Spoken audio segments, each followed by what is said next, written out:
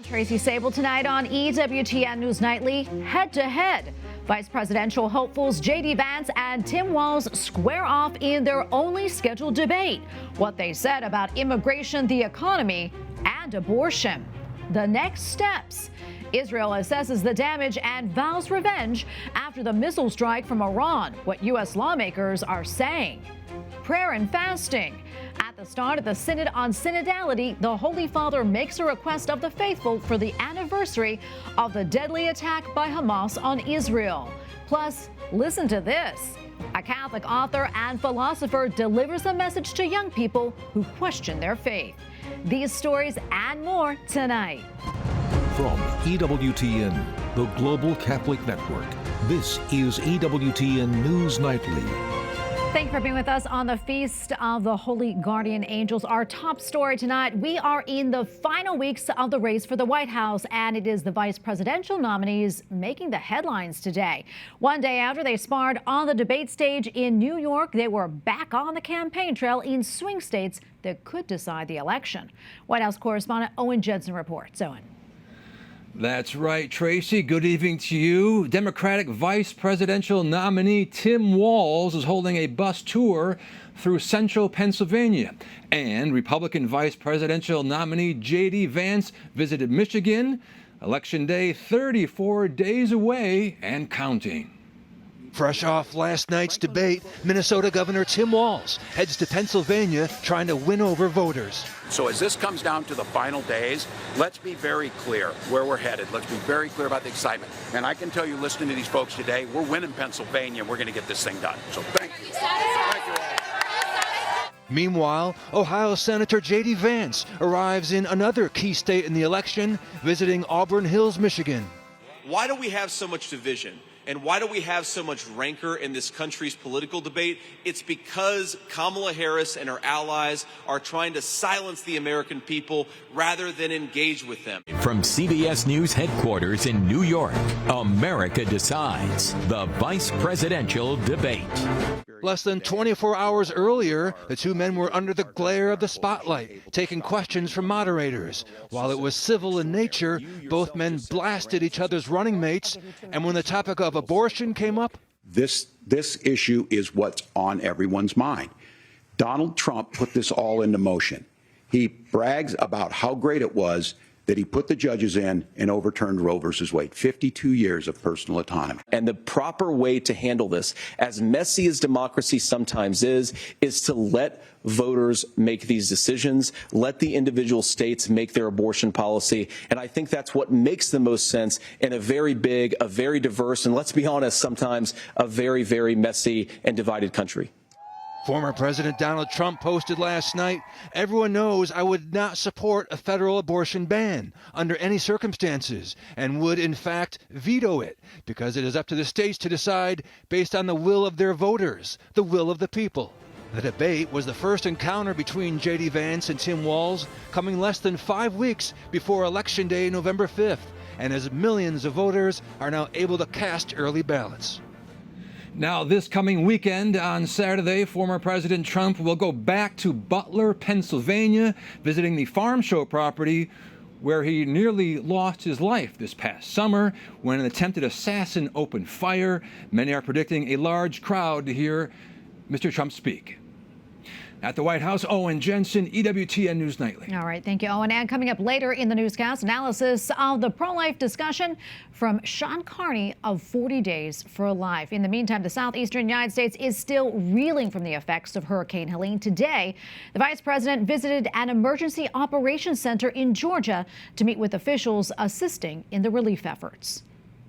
I've been reading and hearing about the work you've been doing over the last few days, and I think it really does represent some of the best of what we each know can be done, especially when we coordinate around local, state, and federal resources to meet the needs. President Biden also went down to South Carolina, where he received an aerial tour of the damage. Millions are still without phone service and electricity 6 days since the storm made landfall, and the death toll keeps climbing. Earlier this week, former President Trump visited the areas ravaged by Helene. Following Iran's missile strike across Israel, what is Israel's next move? As the region moves closer to a wider conflict, U.S. lawmakers are paying close attention. Capitol Hill correspondent Eric Rosales joins us now with their reaction. Eric. Good evening, Tracy. Even though lawmakers are not here in Washington, D.C., they are monitoring the latest developments that are taking place in the Middle East. Some say that the answer is clear, that we need to strike back at Iran directly, because if we don't, other countries like China, Russia, and even North Korea may get involved. Unless Iran changes their behavior, I think it's going to force the U.S. to move towards a direct attack against Iran. I mean, certainly having Iran continue to supply weapons, technology, and possibly nuclear weapons to the terrorist groups is a real threat. Right now, American leadership has never been more important, and we need a maximum pressure campaign on Iran and its terror proxies. The world must know that the United States will continue to stand firmly with Israel as it fights for its very survival. None of us want to see a widening of this conflict. So I would hope that this administration will work closely with our allies to do what we can to keep this from getting into a regional war. Others say U.S. forces need to strike Iran's oil refineries. Senator Lindsey Graham said in a statement, quote, "These oil refineries need to be hit, and hit hard, because that is the source of cash for the regime to perpetrate their terror." Foreign Affairs Committee member Congressman Mike Walz says the Biden administration should be looking at all options on the table. This administration is unwilling to pivot, and as long as Iran is flush with cash, no matter what tactical successes Israel is having, which have been significant, it's going to continue. They are going to help Hezbollah and Hamas rebuild. Other lawmakers, like Senator Bernie Sanders, are still hoping for a diplomatic solution. He believes Israel and Iran need to agree on a ceasefire, and the release of all hostages need to take place before the conflict grows even bigger. At the Capitol, Eric Rosales, EWTN News Nightly. All right, and joining us now is William Burner Dunn, retired United States Marine Colonel and President of Strategic Resilience Group. Colonel Dunn, thank you so much for being with us today. Let's talk more about what's unfolding right now in the Middle East. Yesterday, Iran bombarded Israel with almost 200 missiles, and today Israel is mounting a significant counterattack, possibly hitting Iran's strategic infrastructure, including oil facilities and nuclear sites. What type of impact would that have on Iran, and how do you think Tehran would respond to such an attack? Well, thank you for having me. The first thing is they absolutely should and need to strike back. We cannot allow any actor, any state actor, to attack a country, an ally of ours, free of charge. They've been doing it. They did it in April. They're doing it again now. They've been doing it continuously with their proxies. So I am hoping and I'm expecting Israel to strike back and strike back hard. Yeah. What I hope they focus on is any war-supporting infrastructure. I don't want to give Iran or anyone else any reason to claim additional civilian casualties on an Israeli strike, but I'm hoping they hit them, and they hit them hard, and they make them understand that any time you move on a U.S. ally or on Israel, you're going to pay the price. Well, Colonel, the United States has also said that there would be, quote, severe consequences for Iran after Tuesday's attack, and that the U.S. would work with Israel to essentially make Tehran pay the price. What do you think that means? Well, right now, that's a useless threat. We didn't do anything before. We've had last week, we had attacks on U.S. Navy ships. And as far as I have seen, we have not retaliated. Fortunately, none of those hit any U.S. ships. But we need to attack. We need to attack any entity that is attacking U.S. forces on the ground, on the seas, that challenges freedom of seas. We need to fight back. And right now, the comment "don't" is meaningless. It's meaningless to our enemies, and it's meaningless to those that wish harm on the United States, harm on Israel, or any of our allies. Yeah, and Israel's fighting battles on multiple fronts, of course, not just with Iran, but many of its proxies, including Hezbollah and Hamas. Colonel, can they keep this up? I don't think they can. There's going to be a tipping point. And at some point, Israel is going to have to go and do what I consider the checkmate option, and that is going to be a devastating strike on their enemies to maintain their own existence. They will, they're a small country, and they will eventually just run out of assets. And they have assets, they have nuclear capability. We don't want that to happen, but I think that is absolutely possible and should be considered by all world leaders, that if this isn't stopped and if Iran is not put back in its place, then Israel will not go out without a fight. Not much time left, maybe 30 seconds or so. But what do you think happens next? I mean, many are calling for a ceasefire in the region, but are we past the point of diplomacy here? Yes. In my mind, we're well past it. Israel is fighting for their life. They've been fighting almost a year now. October 7th is coming right now, right, for a year straight on. I spent 33 years in the Marine Corps. They've been fighting there since I've been in the Marine Corps since 1983. And what I want everybody to remember, 1983, the Beirut bombing, Hezbollah killed 241 Marine sailors and soldiers in Beirut, and we're still fighting and killing some of those terrorists, and Israel is fighting and killing those terrorists for the United States that we left alive for over 40 years. They've just taken out 2 that helped plan that bombing. So diplomacy is over, in my mind. Israel needs to strike back, and after they take decisive action, maybe then you can bring a ceasefire when it becomes too costly for Iran to continue this fight. Oh, Colonel Dunn, thank you so much for weighing in, and thank you for your service, sir. Well, yes, ma'am. Thanks for having me, and have a great night. Thank you. God bless. Well, the key eastern Ukrainian town of Vuhledar is under Russian control after 2 years of fighting. The city is viewed as a crucial defensive position. Its loss is complicating the further defense of Ukraine's eastern Donetsk region. It puts Russia in position to advance further west, making the prospect of Ukraine retaking its territory even more remote. And we still have a lot more to come here on EWTN News Nightly, including Fight for the Unborn, analysis from a pro-life perspective on last night's vice presidential debate, and why a diocese in New England is filing for bankruptcy.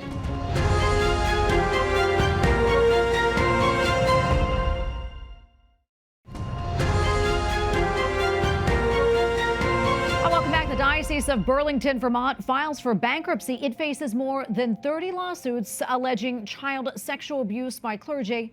Decades ago, since 2006, the only diocese in the Mountain State has settled 67 lawsuits totaling $34 million. Well, as mentioned earlier, abortion played a prominent role in last night's vice presidential debate. Republican J.D. Vance and Democrat Tim Walz sparred over whether abortion is a federal or state issue. Minnesota Governor Walz defended a 2023 bill he signed establishing that every person in the state has the right to an abortion. State law also permits abortion through the 9th month of pregnancy.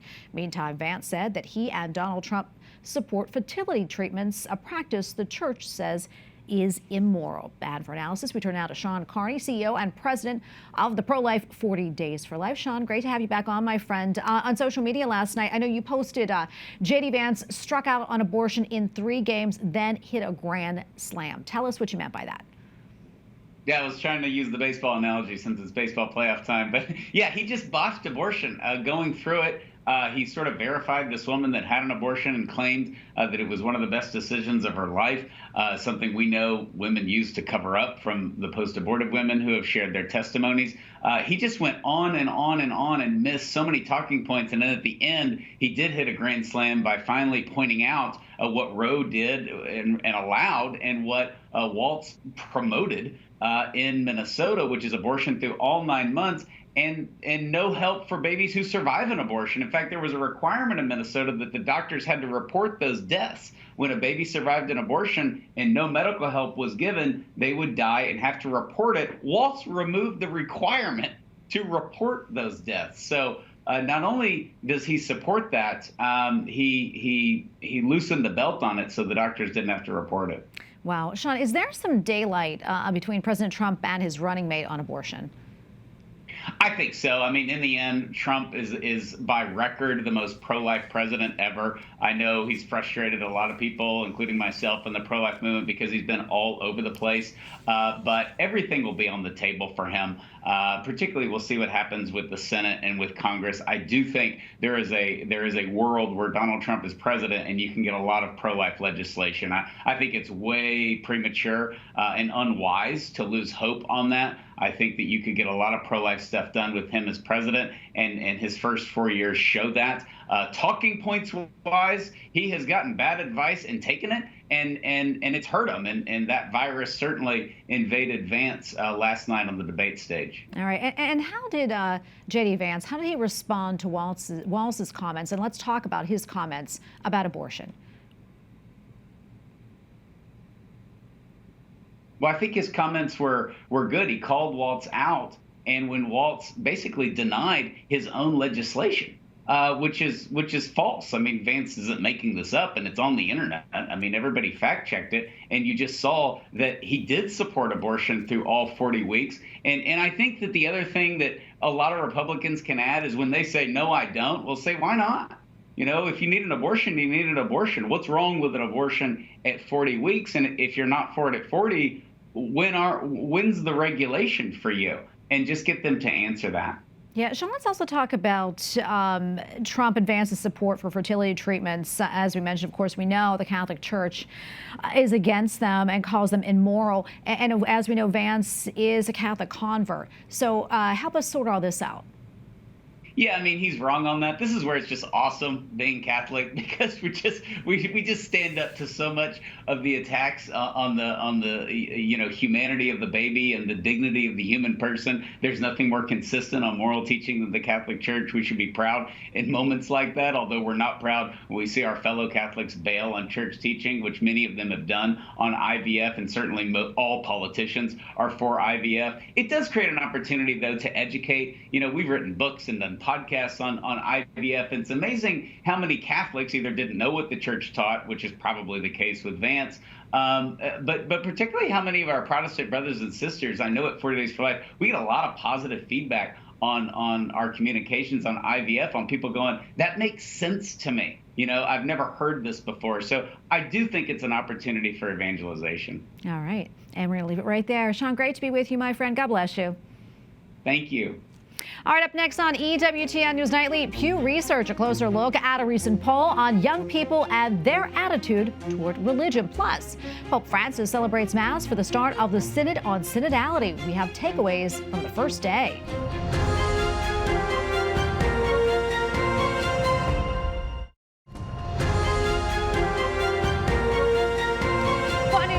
Says that there is a growing religious divide among younger Americans, in particular affecting men and women born between 1997 and 2012, a group known as Gen Z. A review by Axios of polling data says Gen Z women of all faiths are far more likely to be religiously unaffiliated than Gen Z men. The study also says younger women are moving to the left politically far quicker than young men.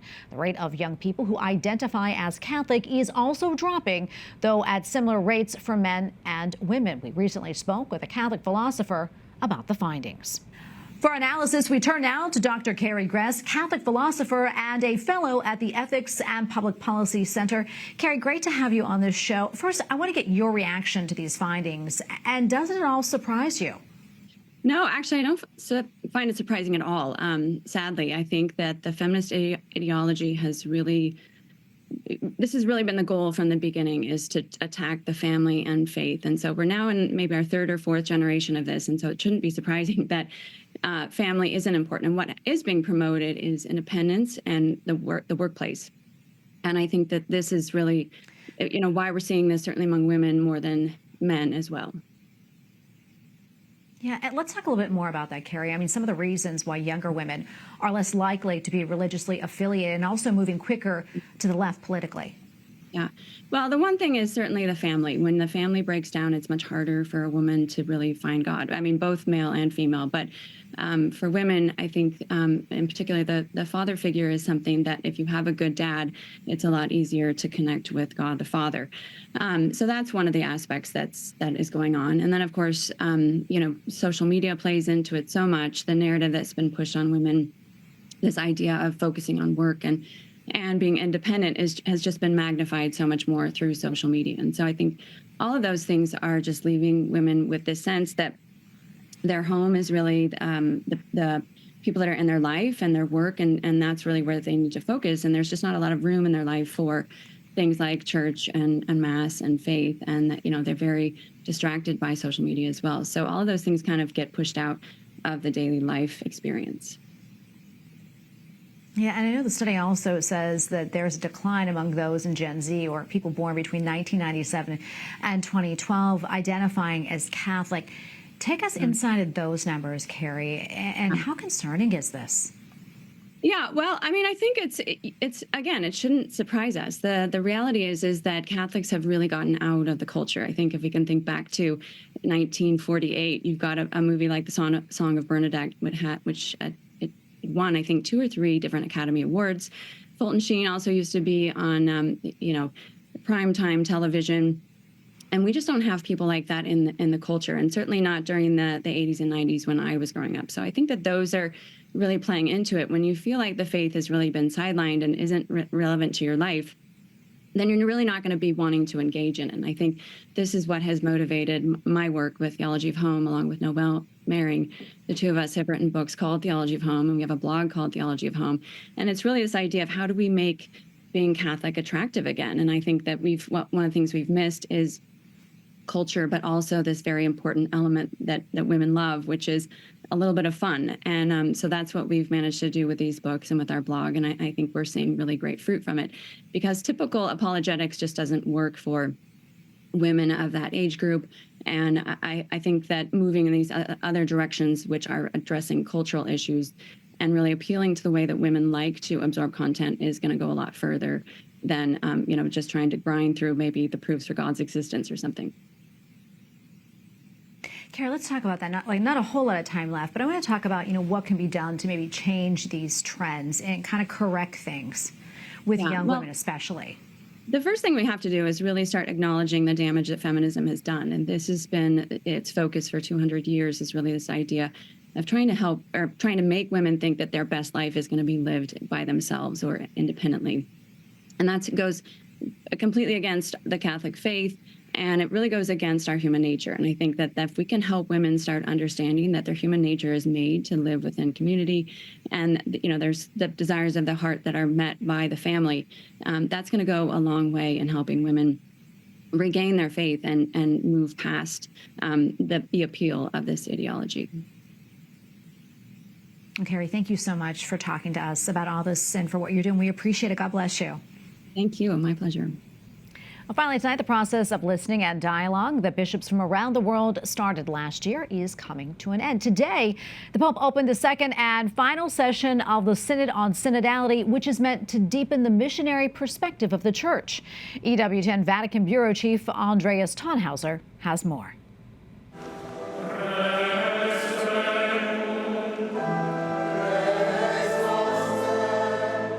On a sunny Roman morning in St. Peter's Square, Pope Francis presided over the opening Mass of the second session of the Synod on Synodality. Speaking to the more than 400 priests, bishops, cardinals, and lay synod delegates, the Holy Father explained that Church is always at the service of humanity, especially during these trying times of ongoing conflicts. At the end of his homily, Pope Francis called for a day of prayer and fasting on October the 7th, the one-year anniversary of the outbreak of the Israel-Hamas war. While we must remain firm in our faith, even in the face of challenges and difficulties, the Holy Father stressed that we must always have the hearts open to dialogue. Given the importance of a synod, in a certain sense, we must try to be great in spirit, in heart, in outlook, because the issues that we must deal with are great and delicate, and the situations are broad and universal. Starting today, 368 participants from around the world will gather in the Vatican for the month of October to reflect on the theme for a synodal church: communion, participation, and mission.